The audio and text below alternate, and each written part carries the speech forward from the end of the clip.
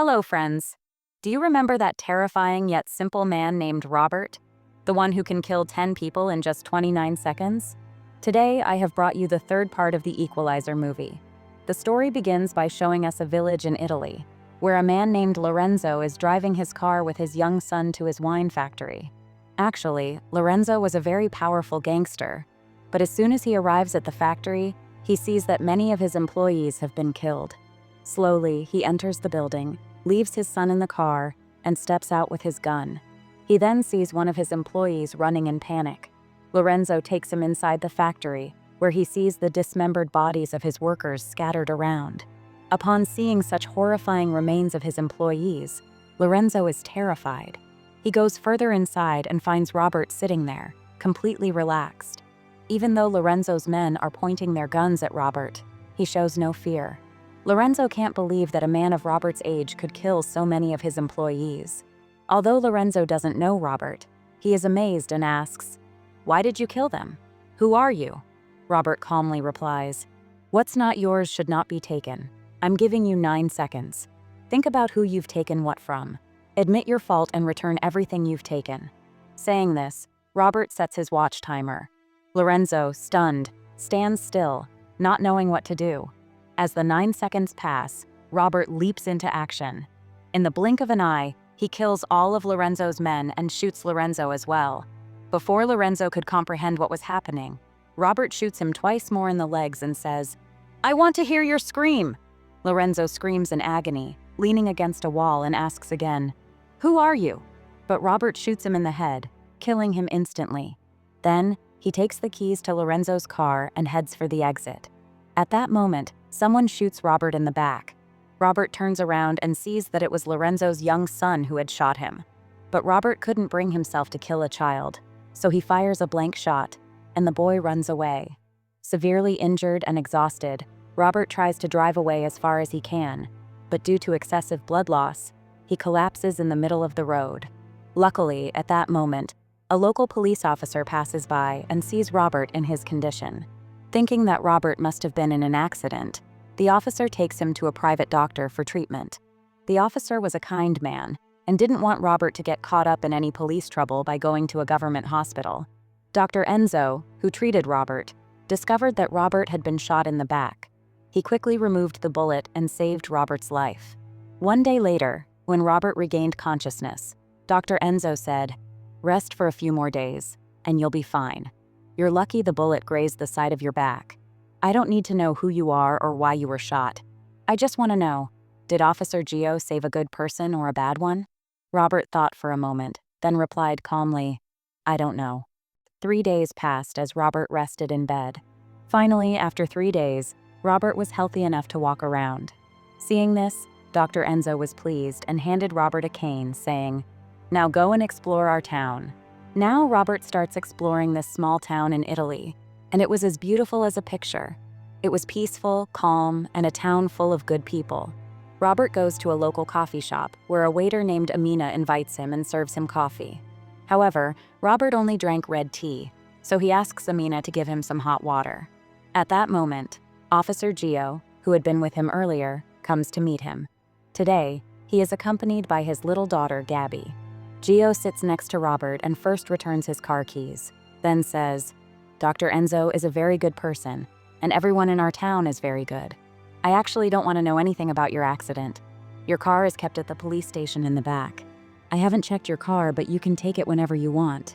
Gio indirectly tries to convince Robert that everyone who lives in this town is a good person, so Robert should not harm them. After this, we are shown the headquarters of the American Secret Agency, CIA, where Robert calls a woman named Collins and provides all the information about Lorenzo's wine factory, such as how large amounts of black money are transferred through wine from the Middle East, and how that money helped Lorenzo run his gang. Everything. Hearing all this, Collins is astonished and asks, "How do you know all this? Who are you?" Robert replies, "I am an ordinary, responsible citizen." Collins then says, "Tell me everything again. I'll write it down." But Robert responds, "My words have already been recorded on your server. You can listen to the recording and gather all the information." Robert hangs up, and Collins, astonished, quickly informs her officers about this information. Meanwhile, Robert tries to adjust to life in this small town. But that night, as he tries to sleep, he keeps thinking about that wine factory where he had brutally killed Lorenzo's employees. Because of these thoughts, Robert couldn't sleep at all that night. The next day, after spending a sleepless night, Robert goes to have something to eat at the local cafe. However, a boy takes an envelope containing a letter from the cafe's owner and hands it over to a biker gang leader named Marco, who is standing outside. After this, Robert becomes friends with Amina. And not only that, but he also begins to make many good friends with the people of this seaside town. On his way back home today, Robert spots the biker gang again. The gang leader Marco had gone to Angelo, a fishmonger, to collect protection money. However, since Angelo didn't have any money today, Marco severely beats Angelo and gives him 7 days, saying, "If Angelo doesn't pay me double the money in 7 days, I will burn down his shop." Robert overhears all this and makes a big plan in his mind that the biker gang couldn't even fathom. Marco, along with his gang, then travels to Naples, an iconic city in Italy, where his older brother Vincent ruled. Vincent was the biggest gangster in the city, and today he had come to buy an elderly man's house. Vincent wanted to open a hotel there, but the children of the house owner were unwilling to sell the property. So Vincent's men publicly hung the elderly man and killed him. In other words, no one in that city could go against Vincent's word. Later, Marco meets Vincent and gives him all the protection money he collected. Vincent tells him, "Brother, take as much money as you can this way. I have big plans for you." Anyway, the next day Robert came to Angelo's shop to buy fish. There, he met Amina as well. But after buying the fish, when Robert was about to pay, Angelo said, "Oh no, you are our guest in this city. This is a gift from my side. I can't take the bill today. You can pay later when you come to buy something again." Robert realized that the people of this city are really very good. Meanwhile, according to the address given by Robert, Collins and his team carried out a search at Lorenzo's wine factory. They found the dead bodies of Lorenzo and his gang, as well as many types of drugs and nearly $11 million in black money. Despite their extensive search, they couldn't find any trace of the person who attacked, meaning Robert. So Collins's boss, Frank, was surprised and said, "Such a big syndicate was operating, yet we knew nothing until today. An unknown person gave us the information. That person is not an ordinary man, Collins. You need to find him. I believe he has a lot more information that will help us." Later, we see Robert being treated by Dr. Enzo, who is cleaning his wounds. After some tests, Dr. Enzo tells him, "You are now completely healthy. You can go home." Upon hearing this, Robert says, "Well, Enzo, when you found me in a bullet-wounded state, why didn't you call the police? A regular person would have done that." Enzo replies, "First of all, a police officer brought you to me. And remember, I asked you if you were a good or bad person. You answered that you didn't know. Only a good person can give such an answer." Hearing this, Robert thanks the doctor and leaves for his city. However, as soon as Robert steps out, he notices that all the people in the city are running somewhere. Following them, Robert sees that Marco and his gang had attacked Angelo's shop. They had burned down the shop. Poor Angelo had built this shop with all his life savings. His entire family lived off the earnings of this shop. But these terrorists had destroyed everything in the blink of an eye. Angelo screamed and began crying. Seeing all this, Robert became stunned and sat down. He couldn't just leave these good people in danger. He decided that he himself would change the fate of this city. The next morning, the people of the city gathered together to help Angelo rebuild his shop. Meanwhile, police officer Gio, investigating the arson, started reviewing all the CCTV footage in the city. Gio managed to find a few car numbers and reported them to his superiors for further information. On the other hand, Robert gradually befriended almost everyone in the city. Now, everyone knew that Robert was truly a good person. So today, Amina took Robert out for a walk. The two of them talked a lot and also tried some street food. The day passed in this way, and the next morning when Robert came back to the cafe, Collins showed up to keep an eye on him. He tried to secretly take Robert's picture, but Robert, smiling, said, "If you really want to take a picture, then do it properly." Hearing this, Collins realized that this man was very clever. So he approached Robert and directly asked him, "How did you find out about Lorenzo? We couldn't track him either. And we found many bodies there. Did you kill them? Robert, laughing, replied, I was just walking in front of the factory. And also, how could an old man like me kill so many people? Listening to Robert, Collins realized that getting information from him would be tough. So he threatened, I can call more police and arrest you. If you have any more information, let me know. Robert replied, You won't be able to catch me with the police because you don't have a warrant. However, you can secretly arrest me and torture me, but it will be useless because I don't know anything else. After hearing this, Collins left for the day. Then we see Gio, who had come to pick up his daughter from school. But at that moment, someone calls him and informs him, We have brought your daughter home today. As soon as Gio hears this, he rushes towards his house. But as soon as he enters the house, Marco and his men start beating him indiscriminately. Marco then threatens him, saying, How dare you report against us? I'll let you off this time, but if you do anything against us again, I'll first harm your daughter. Saying this, Marco kicks Gio a few more times and leaves with his men. After this incident, injured Gio came to Dr. Enzo for treatment. Seeing Gio's condition, Robert feels deeply pained. He learns from the doctor that all of this happened because of the mafia gang. Robert realizes who is behind this, so the next day he starts training to stay fit. But even here, Agent Collins comes to meet him. He tells Robert, I've tried so much to gather information about you, but you're like a ghost. I couldn't find anything except your name in the government documents. Who are you really? What are you doing here? Robert replies, Don't worry. Whatever I do, I will let you know. Collins says, Okay, why me? We have thousands of people working in our agency. Robert says, That's a topic for another day. So Collins leaves.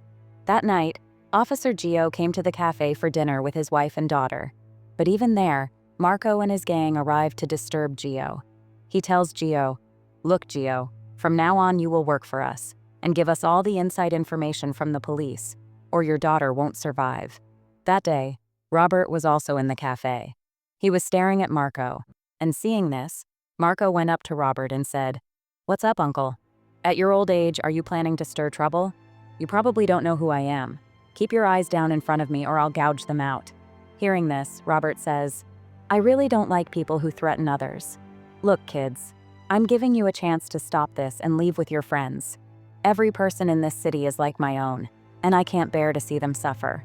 If anyone suffers because of you, I will make you suffer so much that you won't be able to bear it. Naturally, after hearing Robert, Marco and his friends start laughing. But Robert immediately grips a sensitive spot on Marco's hand, causing Marco intense pain and rendering him nearly paralyzed. Robert again says to Marco, I don't want you to suffer like this again.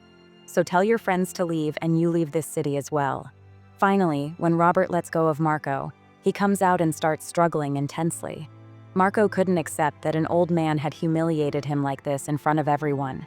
He planned to attack Robert that day, but just then, a car came crashing in, and Robert killed all of Marco's friends one by one, then stepped on Marco 15 times and left him there, dead.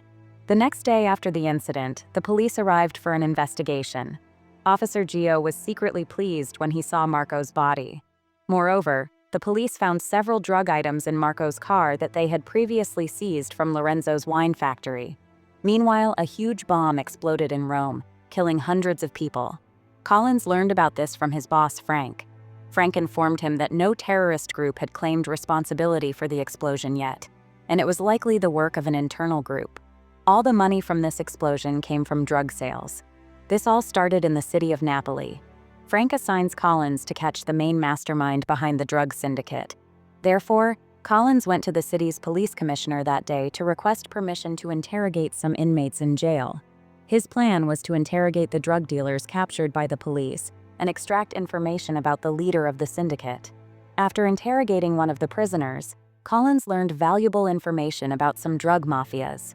The next day, he raided several small drug syndicates with special commandos, seizing all their equipment. Meanwhile, the police commissioner had come to meet Vincent. He had actually been working for Vincent for quite a while. Today, Vincent was mourning his brother's death, but during this time, the commissioner told Vincent that CIA officers had arrived in the city. They would search for Vincent by any means and had already arrested several small mafias. Therefore, Vincent should stop his activities and go underground. Additionally, we learn that Vincent was the one behind the bomb explosion in Rome, which he orchestrated to kill his rival. However, Vincent didn't like the commissioner's words at all and said, "I won't stop anything. Everything will continue as before, and I'll deal with those CIA officers." Hearing this, the commissioner, fearing he might lose control, began to treat Vincent rudely. In his anger, Vincent cut off the commissioner's wrist and said, "Don't dare interfere with my work. Now go and find my brother's killer." While Collins was conducting his investigation, Robert called him to inform him that the explosion in Rome was not the work of a terrorist group. The notorious mafia group Camorra was behind it. They may have already discovered Collins's investigation, so Robert advised Collins to stay cautious. Just as their conversation ended, several cars exploded, killing many people, and Collins was seriously injured. He was quickly rushed to the hospital. Seeing this, Frank set out to uncover who was behind all this. Now we are shown Vincent, who, with his gang, enters a small town. There, Vincent takes Gio hostage and shouts, "My brother was lying dead on the streets of this town. Someone among you killed my brother. Bring him forward or I'll kill Gio." By then, the entire neighborhood had gathered around. But as the killer still does not show up, Vincent shoots Gio in the ear. Seeing this, Robert is forced to step forward. He drops his weapon and says, "I know what death is. I know what love is. And I can't stand seeing someone I love in pain. I killed your brother. Now punish me however you want." Hearing this, Vincent says, "I'll kill you in front of everyone so that everyone knows what happens to those who oppose me." Vincent tries to shoot Robert, and Robert spreads his arms, preparing for death. But then, from behind, Enzo fires and says, "You can't kill Robert. He's part of our family. And to kill him, you'll have to kill us first." As soon as these words are spoken, the entire town begins recording Vincent's actions on their phones. Seeing this, Vincent realizes he cannot kill Robert here because if the video goes viral, he will be completely ruined. So he tells Robert, "I won't spare you. I'll come to kill you tomorrow and burn this whole town to the ground." Robert simply replies, "All right, I'll be waiting." After this, Vincent returns home with his team. They try to gather information about Robert, but they don't find any details. They decide to kill Robert the next day.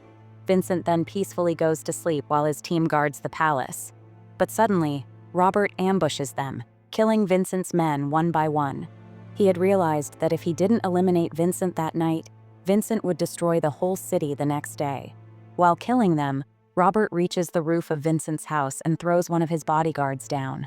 Vincent couldn't understand what was happening. He screamed for his staff, but no one responded because everyone had already been killed. Then Robert attacked Vincent, knocked him unconscious, and when Vincent regained consciousness, he saw that Robert had tied him up with iron wire. Robert was sitting next to him. Vincent said, "I am a high-ranking member of the Camorra gang. You can't kill me. My gang members will find you and kill you." Robert replied, "Death is something that everyone has to face, just like you are facing it today. I gave you the drugs you manufactured, but in a larger quantity. You have only 6 minutes left. Go run to the hospital and see if you can save yourself." After saying this, he untied Vincent. Vincent ran toward the hospital with Robert following him.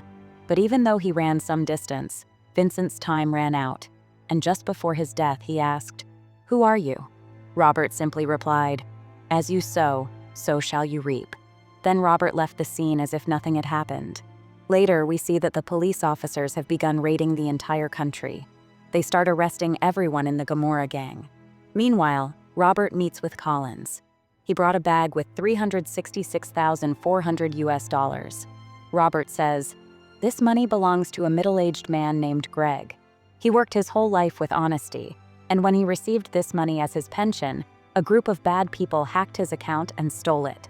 Collins now understands everything. He says, "So the hacker group was under Lorenzo's control? And you destroyed Lorenzo's entire group just to recover the stolen money?" Robert says, "Yes. After going there, I learned about the drugs, which I later shared with you." Hearing this, Collins is surprised that, despite millions of dollars being in Lorenzo's factory, Robert only took the exact amount that was stolen. Collins says, "You can do so much for your loved ones. Now what do I need to do? Why did you choose me?" Robert replies, "I met Greg only once. Now, you will take this money to Boston and return it to Greg. As for why I chose you, I will tell you that later, maybe. After Robert leaves, we see that Collins was actually the only daughter of Robert's best friend, Suzanne. Anyway, Collins goes to Boston and returns all of Greg's hard-earned money. Meanwhile, in that small town in Italy, there is a flood of joy because there is no one left to disturb them. Seeing all this, Robert finally breathes a sigh of relief. And with this, the final part of the movie, The Equalizer, also comes to an end.